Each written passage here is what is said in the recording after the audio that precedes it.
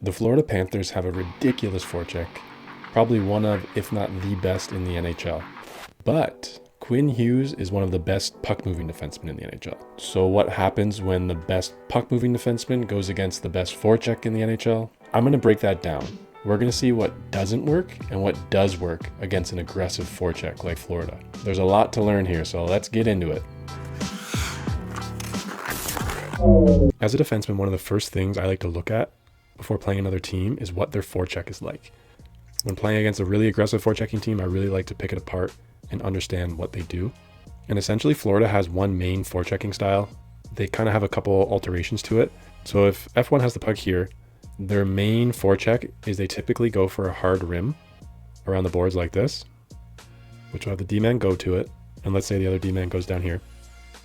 And then what Florida likes to do is send that first forechecker hard on the puck, and then the other guy follow up behind on the wall, while the other forechecker goes hard to the other side.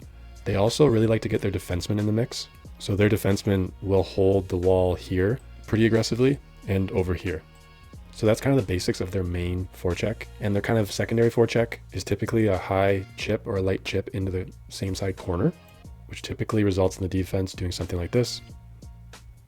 And then Florida sends their forecheckers in kind of something like this. The only difference here is that the pressure is coming from the same side, and they're kind of funneling this way, both of these forecheckers, and trying to kind of trap them in this general area near the net. And same deal as before, defensemen holding up on the boards and sealing off the wall. So that's essentially the two main forechecks that they use. And the first thing we're going to look at is what does not work against this. Also, bonus points if you can see the glaring opportunity that Florida gives you on their forecheck before I tell you later in the video. For the first example of what not to do, we have Hughes right here, and the puck is coming from a hard rim from this side all the way over to here. And Florida has the two forecheckers, like I pointed out earlier, coming down the wall right here and right here. And the first guy's going to be coming down hard on the wall here, and the second guy will be coming down right here. And watch what Hughes does. He does a kind of light little wrap back to this area, and Florida has that third forechecker right on his D partner over here. So like I said earlier, Florida is congesting up this area, and watch what happens. It's a turnover, and I think it went out of play or something, but Florida would have taken possession again. So putting it lightly back behind your net like that doesn't really work. On this one, we have Hughes right here, and Florida's about to do a high flip entrance into the zone from here all the way into here. So this one they approach a little different. So let's see how Hughes handles this one. So he goes in, and the first forechecker here is getting some questionable interference run on him by Faber, Hughes' D partner. And then the other forechecker over here is coming down the wall. So this is a nice little play by Hughes. He's going to go get the net, but the puck's fumbling a little bit. And now we have the other Florida forechecker coming in on the other side of the net, doing what they do, congesting down there. And to be fair, the puck is fumbling and the ref's kind of in the way, but Hughes tries to get a little fancy with it. He loses it, turnover, and pretty decent little chance there, down by the hash marks. So getting cute with the puck and kind of trying to skate around guys doesn't seem to work either. For the next example of what not to do against this forecheck, Hughes starts it out well. He's holding the blue line well, which is forcing Florida to chip it in. And Hughes is on it. And we have the first forechecker here and the second one over here doing what they do. First guy right on the puck, second guy going down the wall. And Hughes' D partner here, again, little interference. You gotta be careful of that, but they seem to be letting it go this game. And this helps buy Hughes some time to get the net. And as a defenseman, take every chance you can to get the net, because the net, I call it the seventh man, because it allows you to get space, and it can run interference on the forechecker for you and not get a penalty. So it's a nice player to have on your team. So Hughes does just that, just gets by the forechecker, and now the third forechecker is coming in, as they always do. And to be fair, coming up here, Hughes' winger kind of screws him, but he also needs to identify this. So he makes a little light backhand up the boards, and his winger is caught up here. And this is where Florida brings their defenseman into the forecheck. This guy here comes down the boards, seals the wall, and creates the turnover. So those light little plays up the wall also don't work against a forecheck like this, especially because they get their defenseman involved. So puck's turned over. Thankfully, they turn it over as well and are able to get it out.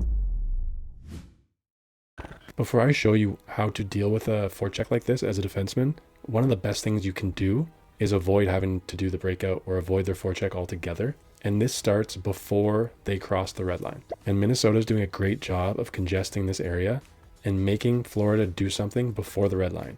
This slows them down and kind of disperses the forechecking pressure. And Minnesota does that here. They have to throw a pass across the ice. And now Hughes is doing a great job of holding the zone here. And he's able to do that from that transfer of pressure from one side to the other. And this makes it even harder for Florida to get their forecheck going. So he breaks it up. And they can't even get a forecheck going. Can't even really enter the zone.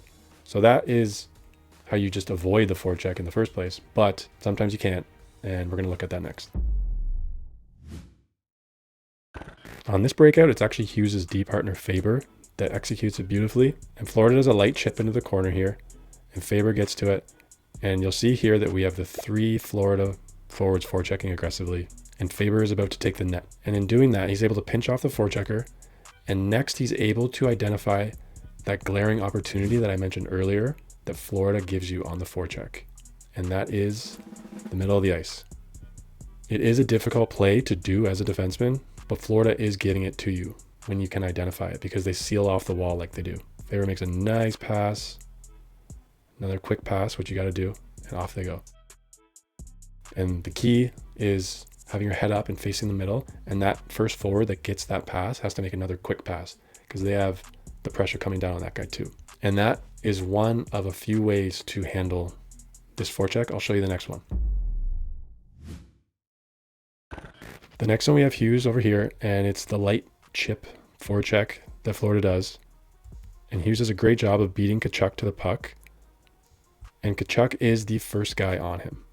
And like I said earlier, when the light chip forecheck, they're kind of angling the defender this way, which is what Tkachuk's doing here. And Hughes does a great job of identifying this space here with a little reverse pass. He's just going to chip it off the boards here to this space. And Faber also identifies this. He gets there quick, but he has Bennett coming right in on him. Again, the second guy is riding right down the wall like they do. So you don't have a ton of time as a defenseman. So he has to do another quick chip right up here, which is exactly what he does, quick chip. But the issue is now, where is the winger? I mentioned earlier that the defensemen get involved heavily holding the wall and forechecking. So the winger needs to be really low, like right down here. And then once he gets the puck there, he has to make another quick chip to this center or a hard chip off the wall here. But instead, Kaprizov's nowhere to be found and the defenseman keeps it in. However, the defensemen on Minnesota, Hughes and Faber, they executed that well. But unfortunately, as a defenseman, you're only part of the breakout and your winger's got to come through for you as well. This next one's very similar to the one from before, as Hughes is doing a good job holding the line, forces Florida to chip it in.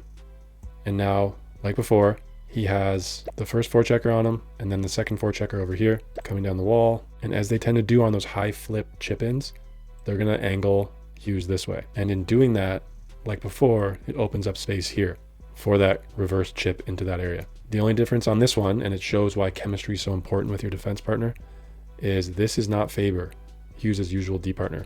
So he's not as close as Faber usually would be, reading and anticipating that reverse that's going to happen. And that slight delay causes a bit of an issue.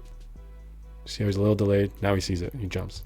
He's a little late, but he still gets there and goes to make that quick kind of chip up the boards, which is what Faber did earlier. Not quite as effective, but he chips it up. But the only issue again is, where's the winger? And who is coming down? The defenseman to seal the wall. He seals it, and it's Kaprizov again. And it's turnover, and it's back to Florida possession. So good play by Hughes to do that. Find that space, quick chip up, quick chip up. It should have been another quick chip up or pass to the middle, but unfortunately the winger failed Hughes and the other defenseman again. This one we have Hughes right here. He's doing a nice job of holding the red line, which is kind of breaking up Florida's forecheck momentum. One of the crucial things to first defending the forecheck, which then allows Faber right over here a bunch of time. He has so much more time than he normally would. So this part, perfect. He gets the puck. We have this forechecker right here coming down the wall to force Faber. This guy over here funneling up this way. And just like we've seen before, one of the ways to beat this and the glaring opportunity that Florida gives you is that middle space area. And Faber identifies that, throws a beautiful pass to space. But like I mentioned before, this forward that gets the puck, he has to make another quick move because there's going to be a guy on him. Got to be like 3 quick passes to get out against this forecheck. He tries to hold on to it and he loses it. And it's turnover and a penalty. But Hughes, Faber, great job.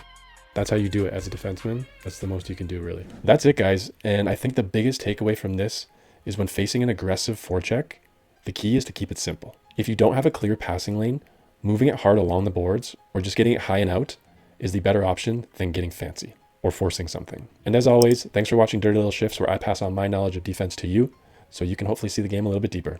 Hope you enjoyed.